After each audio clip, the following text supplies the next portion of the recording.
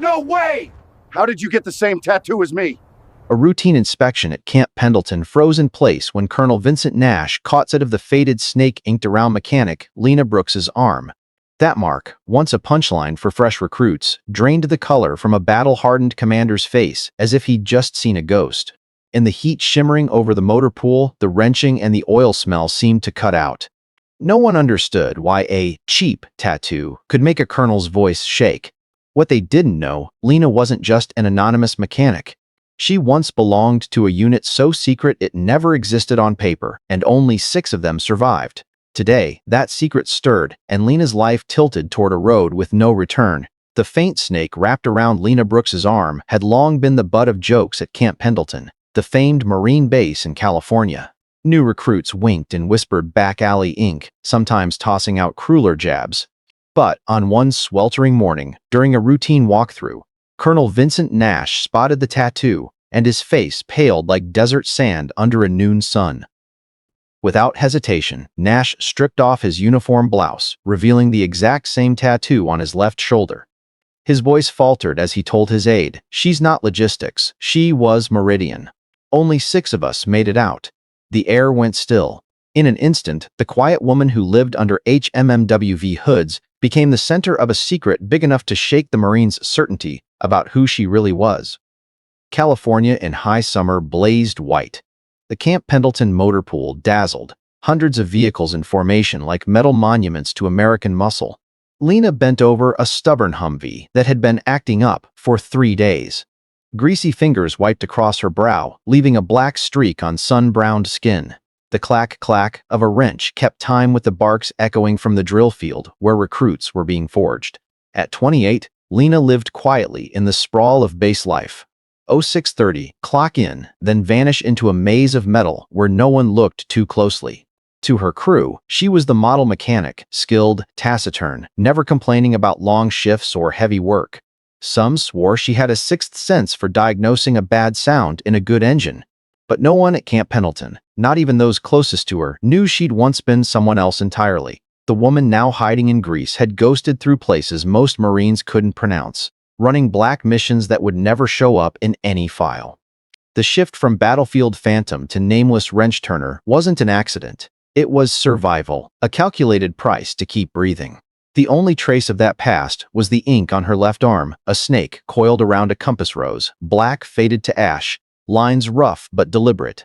To outsiders, it looked like a rash, youthful whim. To Lena, it was a permanent reminder and a burden of a chapter she'd tried to bury. To many, her tattoo was just a souvenir from some rowdy night outside a base, where parlors glow till dawn and Marines mark their skins with permanent memory. The truth was far messier and far more dangerous. The first to mouth off was Private Rodriguez, 3 weeks on base, fresh out of 13 brutal weeks, carrying that cocky shine common to new boots. Catching a glimpse of the ink when Lena leaned into a truck bay, he smirked. "Nice tattoo, Brooks. Blues a bet? Looks like ballpoint scribble." Lena didn't look up. Hands still working steadily, her voice came back dry. "It has a function." The chill in her tone would have told any seasoned Marine to drop it. Rodriguez wasn't seasoned. He pushed on. "What function? Fix trucks faster? Lucky charm for grease monkeys?" Snickers spread through the cluster of newbies, cruel, careless laughter of the young who think they've found an easy target. The ridicule reached Staff Sergeant Patterson as he moved through his daily checks. He'd been watching Lena for 6 months. He'd seen the tattoo, sure, but what struck him were other things: restraint in her posture, movements cut to the millimeter, a quiet vigilance as if she mapped every blind corner. "Not your average mechanic. Rodriguez," Patterson's voice cracked like a blade. "Learn your job before you break something else." The crowd thinned fast. Rodriguez flushed. Lena glanced up, a flicker of thanks in her eyes before she disappeared back into the engine bay. Patterson caught it and filed it away in that private mental cabinet where odd details wait to lock into truth. Time passed, and the tattoo morphed from rumor to running gag. Every new batch of boots rediscovered it, using the teasing to stake a pecking order. Some told her to get it removed. Others spun myths about its origin storytelling born in the long, dull nights of barracks life. And Lena? She absorbed it all in silence, keeping the mask of nobody mechanic perfectly in place, the mask she'd crafted to hide a past no one would guess. She'd learned long ago, defending yourself with words is another kind of suicide. In her old world, attention was a luxury. The tattoo, though faded, couldn't be erased. It was the price of her present. Better to let them believe it was a youthful whim or some soft-focus love story than admit the truth that those coils and points were the cipher to a world no one dares acknowledge. The snake and compass weren't decoration. They were a sign of belonging to a unit that didn't exist. A brotherhood hammered where maps give out and GPS goes dark. Meridian, whispered in shadows, was born in the gaps between military intelligence agencies. A small, elite cell that took the missions too sensitive for regular forces and too lethal for standard special ops. No glory, no records, no rescue if you fail. And then, one day, it all collapsed. The last mission returns before dawn. In those rare base silences when engines die down, Lena's mind is yanked back to that night she wishes she could erase. Automatic fire ricocheting off canyon walls, the bite of burnt fuel, the furnace heat of smoke, the screams. A wounded teammate over her shoulder, so heavy each step felt like a descent into hell. 7 went into those mountains. 6 came out. Only 4 saw the sunrise. 2 were swallowed like they'd never lived at all. The official story, if that word even applies, was a training accident in the Nevada desert. Casualty files locked away tight for decades. Survivors were reassigned, officially rewarded, really monitored and contained. For Lena, Camp Pendleton wasn't a reward. It was a soft sell, useful, harmless. The wrench was a veil. In truth, the military had caged a living secret where every word and step could be watched. Days played on loop, same hours, same faces, the same heavy machines demanding careful hands. Lena became a virtuoso of engine heartbeats, reading errors in whispers most ears would miss, reviving what civilians would scrap. There was comfort in that rhythm, and a painful reminder her freedom had been traded for silence. And the tattoo, glimmering under grease, kept murmuring, "The past never really sleeps." One thing comforted Lena: machines don't lie. Treat them right, and they obey. If they fail, skill and grit can set them straight. Not like the human machine of deniable ops, where teammates can betray and lives get bartered for politics. She smiled, bitterly, at the paradox, finding peace in armored vehicles, the tools of war, while trying to forget the wars without armor. The Humvees she tended would carry Marines into danger, but at least those missions were acknowledged. Chains of command clear, rules written. Those Marines knew, if they're hurt, a corpsman comes. If they fall, their names are carved in stone. Meridian had none of that. No protection, no honor, no graves with flags. On a late September Tuesday, Camp Pendleton buzzed. A new face had arrived, Colonel Vincent Nash, fresh CO. Paperwork briefings, motorcades, formal handshakes, classic signs of rank. Word raced, a battle-tested Marine, just back from the Pacific, commended by the Joint Chiefs.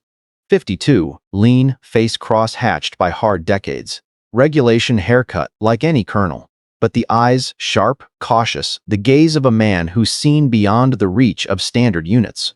Week 1, Nash made the rounds department heads, sergeants with old salt eyes, the truth you never find in paperwork. He asked tight questions, listened hard, sketched the base in his head. Week 2, inspections. The motorpool review was set for 1400 prime time to walk among 100 war machines waiting on maintenance. The team prepped meticulously, tools aligned, work tickets squared away, the yard neat. Everyone knew, good inspectors miss nothing. There, between clang of steel and oil-thick air, Nash saw Lena. And everything changed. Patterson had spent hours tuning the shop, every wrench in its cradle, every line item checked, every tech clear on the stakes.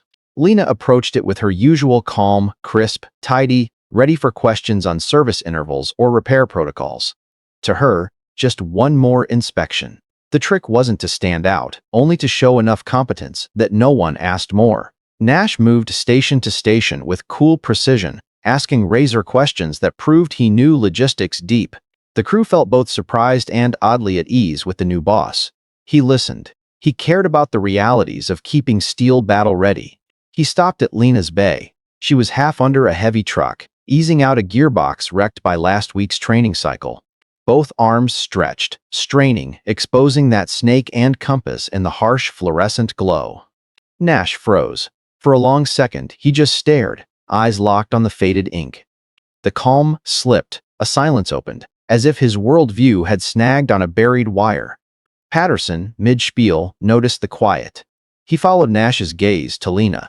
Thinking the colonel was concerned about her awkward posture, he hurried to fill the gap. "That's Brooks, sir. One of our best. I've never seen instincts like hers." Nash didn't answer. He stepped closer, slow, deliberate, like a man folding a massive fact into a mundane room. When he finally spoke, his voice had shifted. Not amiable command anymore. Something neutral, authoritative, edged with unease.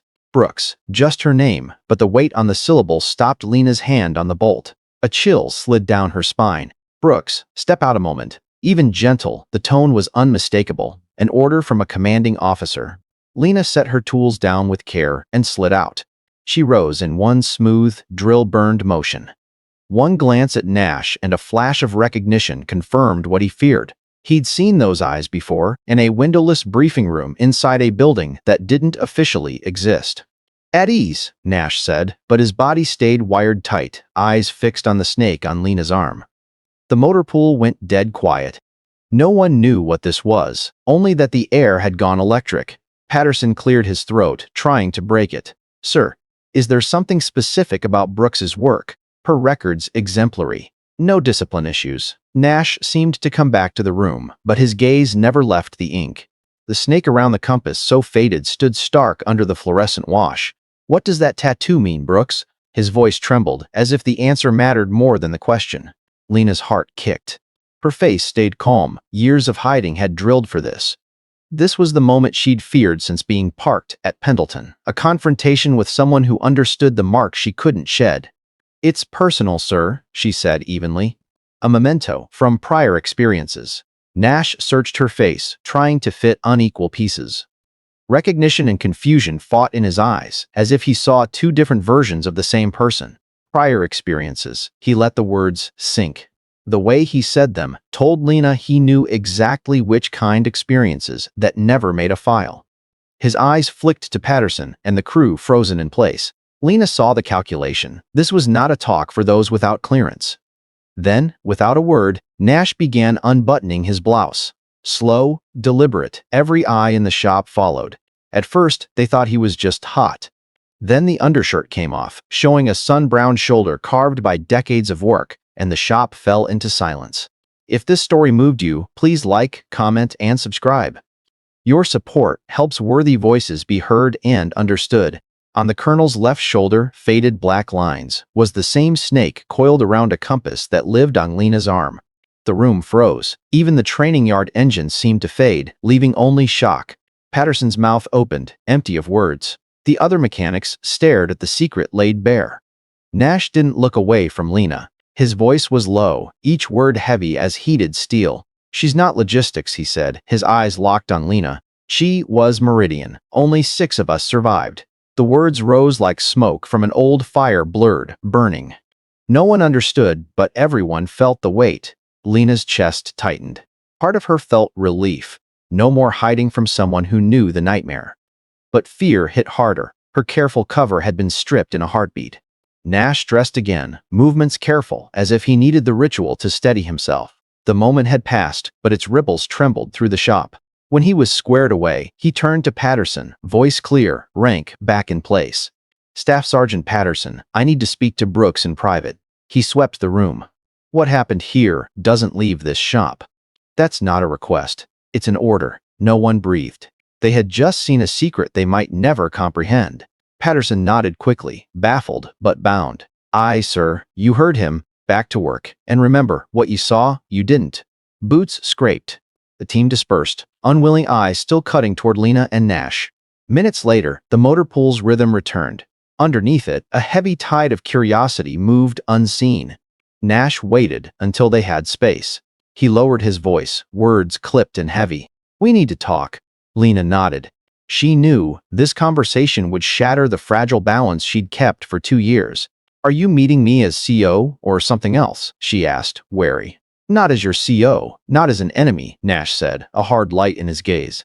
"There's a quiet place on base. Building 47. 30 minutes. Alone. Tell no one." Building 47 sat at the edge of the base, a gray, forgettable block used for closed-door meetings. To most Marines, just a blind spot on the daily map. Lena arrived on the dot, discipline etched in since Meridian, where a 1-second delay could kill. Nash waited in a small, windowless room on the second floor, flat white lights, the faint hum of scrubbed clean electronics. He wore civvies now. No rank, no formal distance. He looked like a man who'd walked through the same darkness and knew the cost of the secrets only the living carry. "Close the door," he said, voice low but firm. She shut it and sat opposite him at the bare table. Silence pooled between them, thick as if a breath might crack the walls they'd built around their lives. At last, Nash spoke. "I thought you were dead," he said, relief and confusion tangled.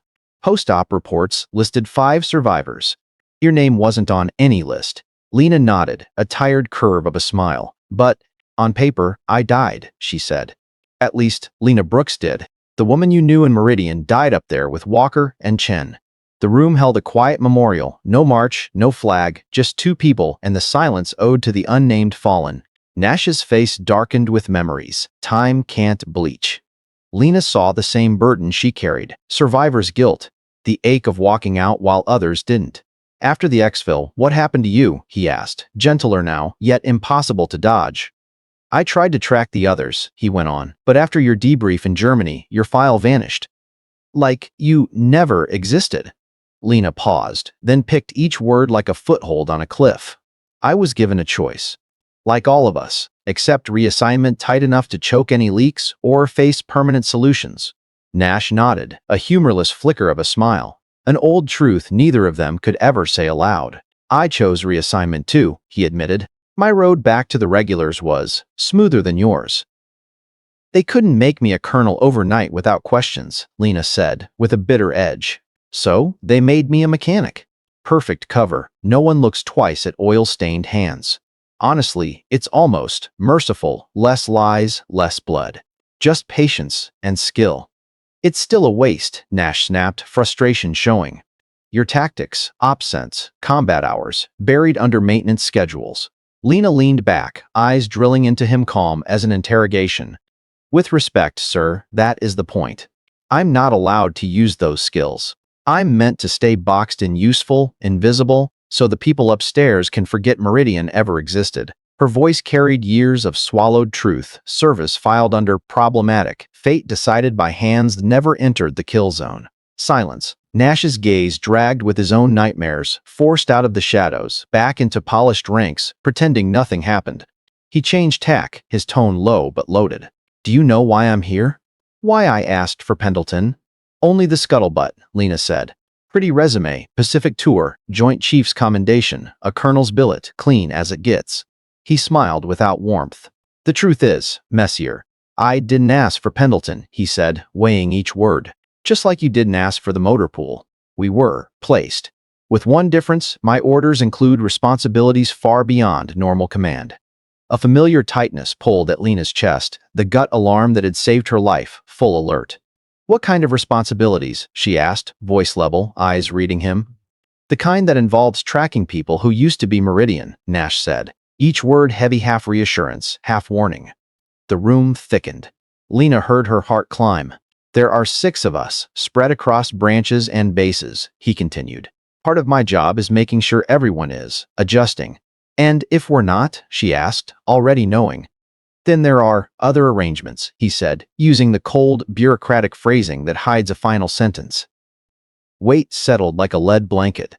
For 2 years, she believed Pendleton was a way to stash her in plain sight, useful, safe from heat.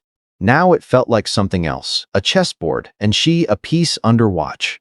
"So, you're here, to watch me?" Lena asked, half confirmation, half challenge. "Among other things," Nash said. His eyes held a light she couldn't classify, pity or warning. "For what it's worth, I'm relieved you're fitting in. Your evils are stellar. No red flags, because I built them that way," Lena said. "My life depends on convincing the right people I'm no threat. That I'm connected to, no one, nothing." Nash leaned in, eyes stripping away the mask. "But that's not the whole truth, is it? You're still a threat. A threat, in a sealed box." The air went cold. Lena exhaled slowly, bitterness under the control. "Right, skills don't vanish because I fix trucks instead of running ops. They never vanish. I've just become very good at pretending they did. People become invisible when others think they know them. The words slid like a quiet blade. Nash sat with it, then dropped his voice to a near whisper. The question is, what happens if circumstances force you to use them again? The question hung, no hypothetical. A shadow waiting. Both of them knew the answer would change everything. Lena understood at once. It wasn't a test. There was a real threat tied to his presence here, tied to her. What circumstances? She asked, part of her wishing not to hear. Nash went silent for a long time, choosing words like a sapper.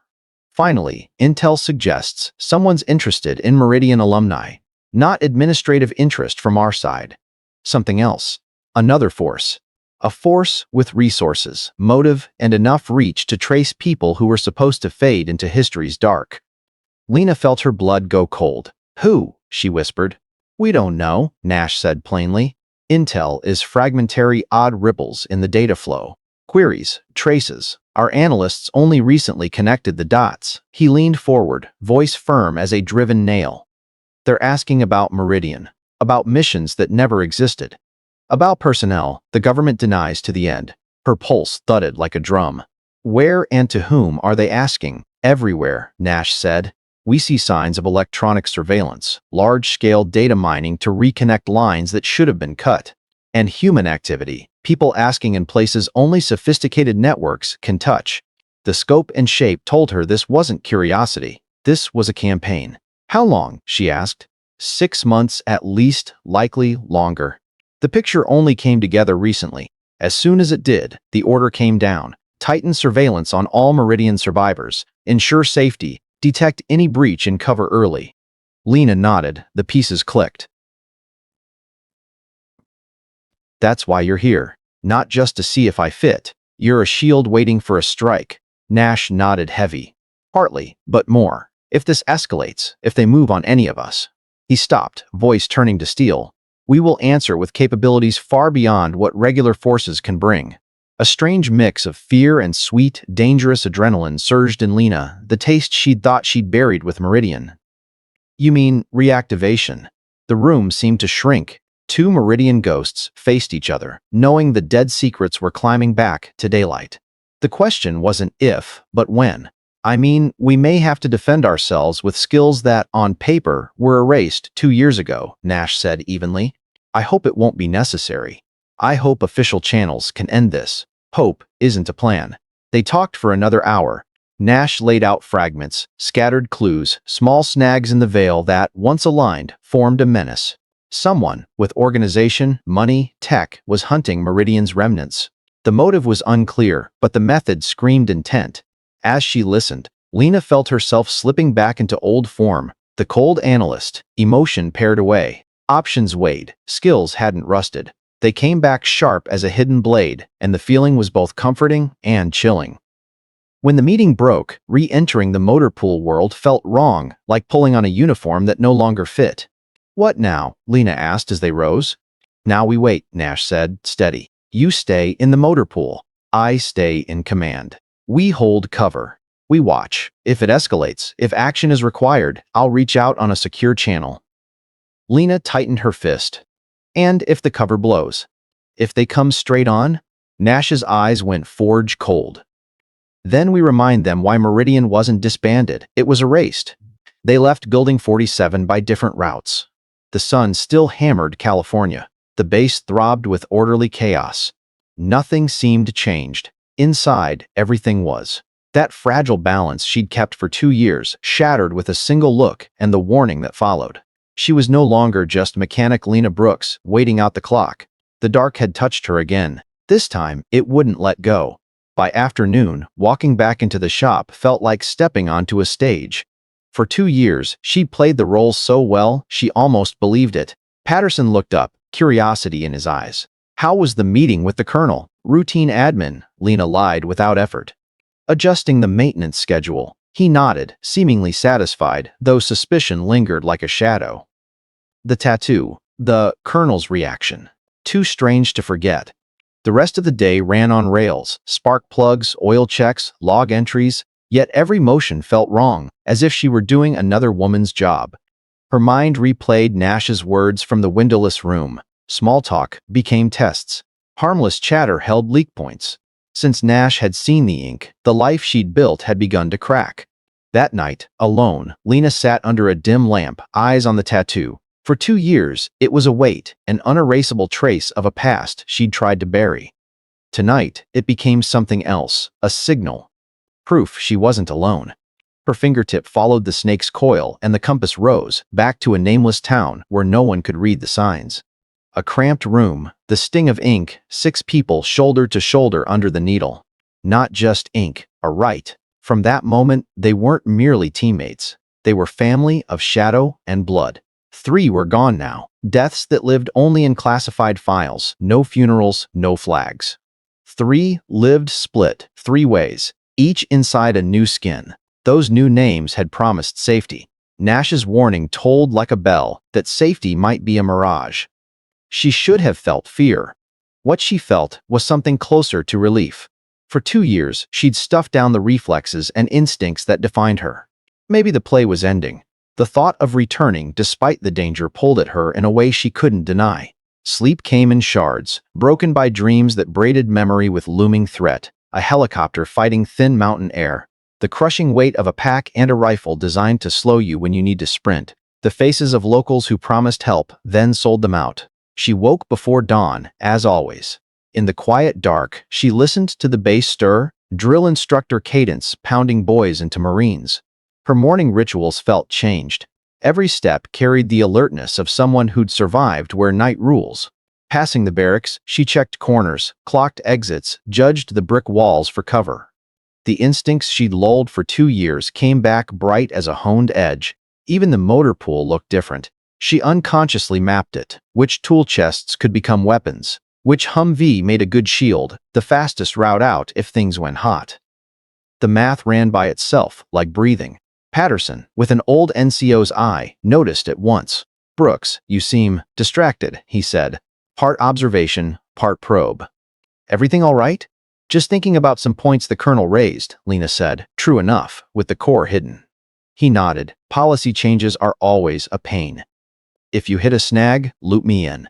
I've handled more updates than I care to count." He went back to work, but his eyes kept drifting her way, sensing depths he couldn't name.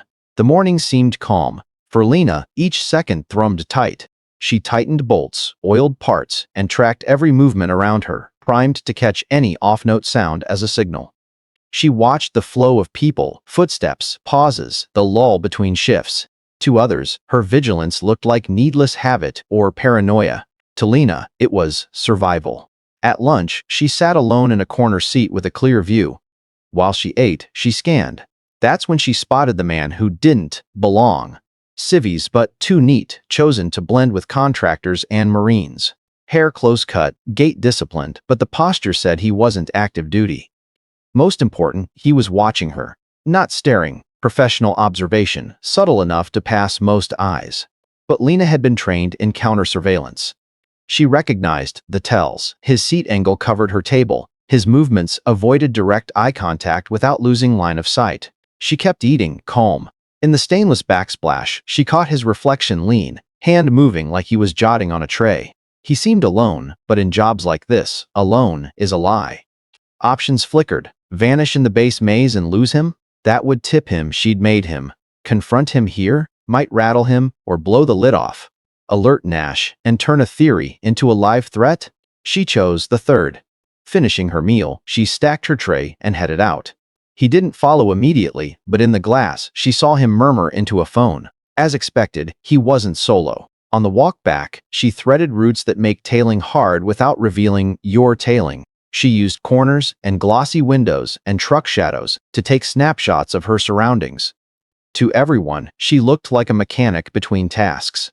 In her head, she tagged faces and silhouettes, the way a wild thing scents a hunter in grass.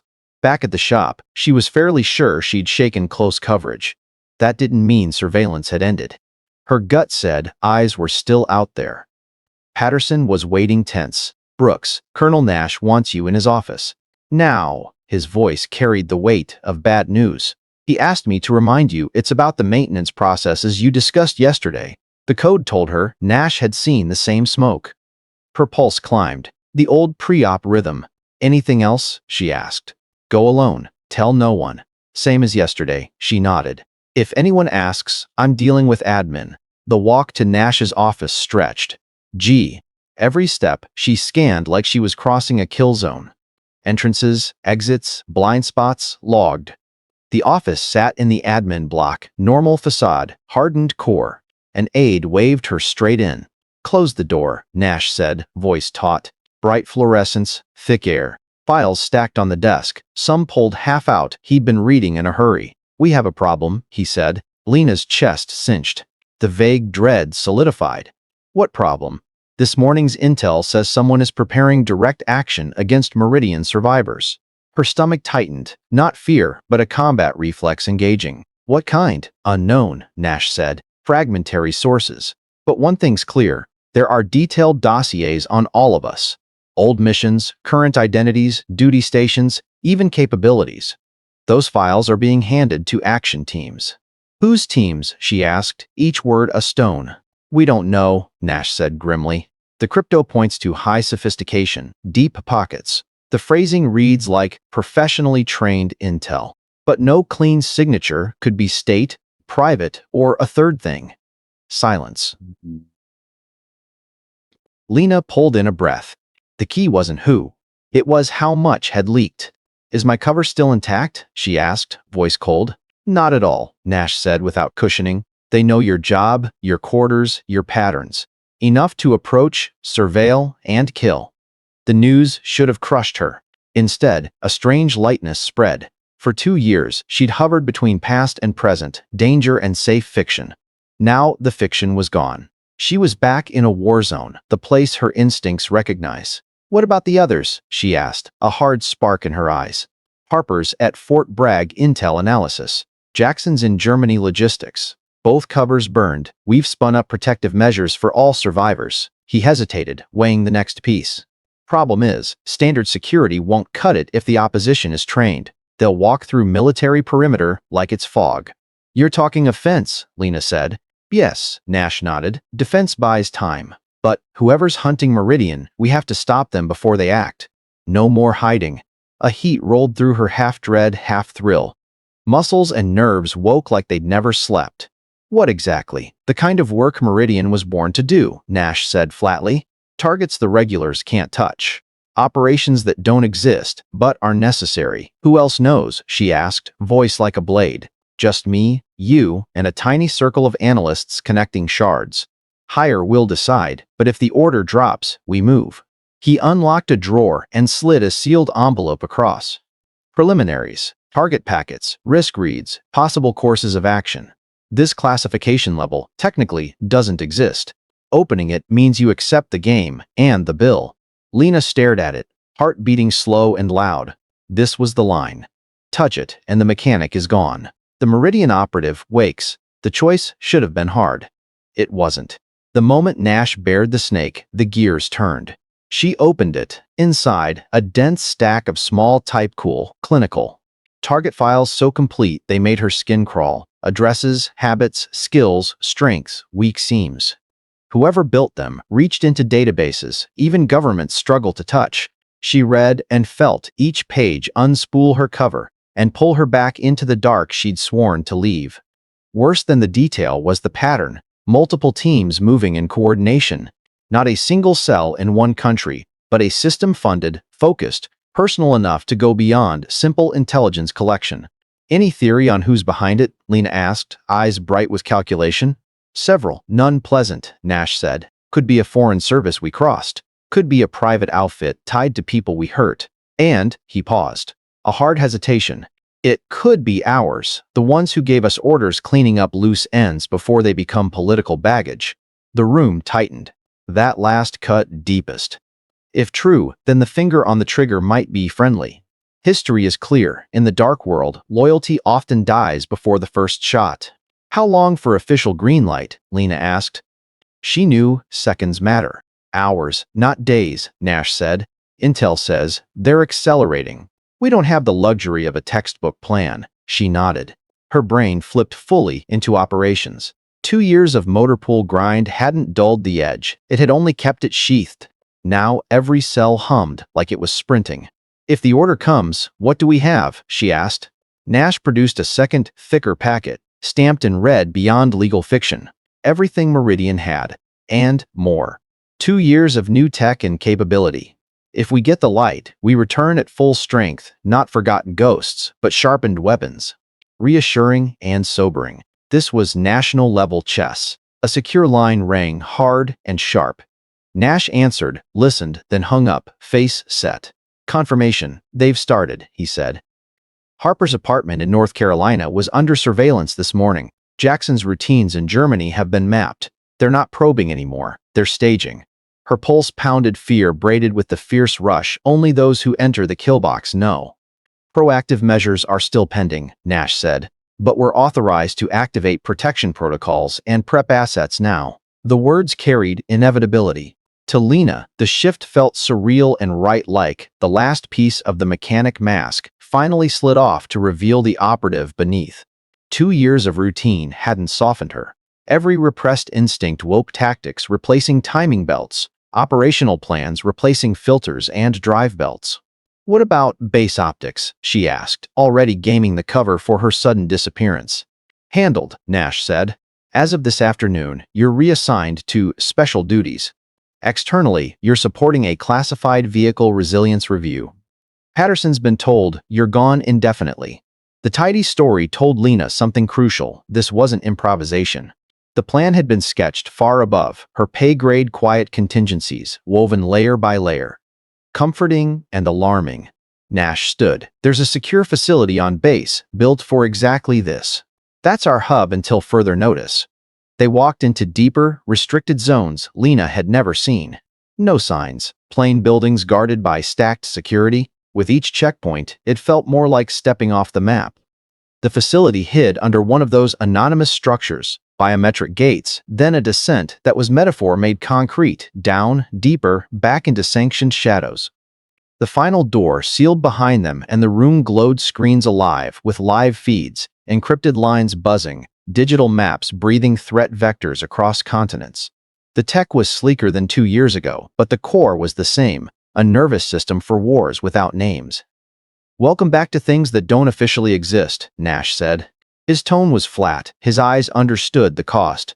Lena swept the room like the operative she'd been. Every screen, every console, every board told stories of strength and gaps. Her mind slipped into old grooves: assess, prioritize, prepare. The shuttle mechanic was gone. The Meridian ghost was awake. The cover had served its purpose. It was over. Hours blurred under cold light and warm monitors, classified briefs spilling across steel tables. Lena and Nash worked the picture with the grace of people who once lived here full-time. The emerging map was darker than she'd hoped. Hostile teams synced across borders, bankrolled by something with real power. Worse, there were signs of inside knowledge, the kind that only a former insider could feed. The enemy wasn't guessing at Meridian's strengths. They knew methods, habits, even blind angles only the initiated would spot. Betrayal wasn't a theory. It was almost certain. If it came from within the American intelligence community, the threat wasn't just dangerous, it was close. As night draped Pendleton, the secure line lit again. Nash listened, then set the handset down with the certainty she'd already felt in her bones. "Orders are in," he said. His voice was level, his eyes were not. "We're back on." Lena smiled with half her mouth, no joy in it. "Official?" Nash allowed a dry chuckle. "As official as Meridian ever gets. Which means when this ends, they'll either own us or disown us, whichever is convenient." The old ache of being used, that familiar pattern, full support when useful, silence or denial when not. It was why she'd accepted exile to the motorpool. Better to disappear than be a resource to be discarded. Now, the choice didn't matter. The mask was gone. She wasn't Mechanic Lena anymore. She was Meridian. Every buried reflex lit up, every dormant skill cut glass sharp. As Nash spread maps, Lena looked at the snake on her arm. For 2 years, it had been a weight binding her to a past she wanted to outrun. Tonight it shifted, not a curse, but a compass. The ink whispered what she'd always known. No matter how far she ran, the road bent back to work only she could do. The campaign ahead would test everything. Precision, endurance, the will to become again the woman the community once called one of its most dangerous assets. Whether that return meant survival or ruin, she couldn't know. But when she met Nash's eyes across the table, one truth rang clear. The mechanic was gone. The operative was back. And this time, she wasn't running. Lena Brooks, the name tied to a quiet motorpool tech, was gone for good. In her place stood someone else, a figure whose very existence was a guarded fiction, built to hide secrets too dangerous to admit.